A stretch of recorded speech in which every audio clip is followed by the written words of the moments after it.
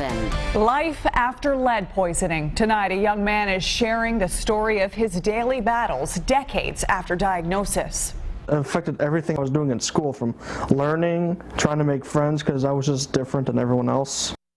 Now, lawmakers here in Erie County are working to ensure another child doesn't suffer this same fate with a $4 million investment in prevention measures. 7 Eyewitness News reporter Hannah Bueller leads us off tonight.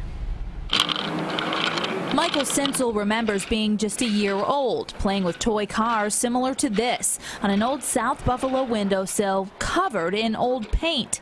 It was that innocent rolling of the car back and forth that got this young child extremely ill. Then since I was like a year old, I was putting them in my mouth.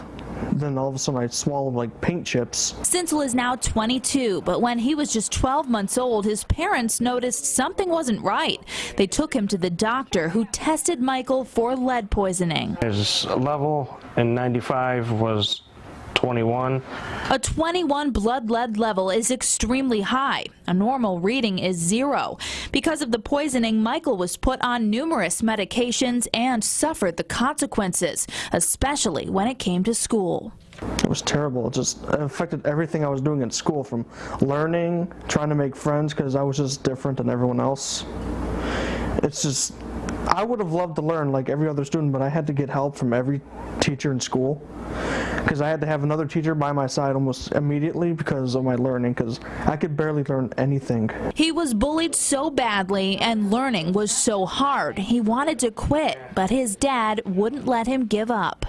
He moved forward farther than anyone thought he would. With the help of his teachers and his family, Michael was able to graduate. Today, he is still dealing with the effects of lead poisoning, which includes memory loss. And his most recent lead reading was a 0. But through it all, he says growing up with lead poisoning is something he doesn't wish upon anyone. It was just terrible, because I would have loved to live like a normal kid, but instead I had to grow up like this.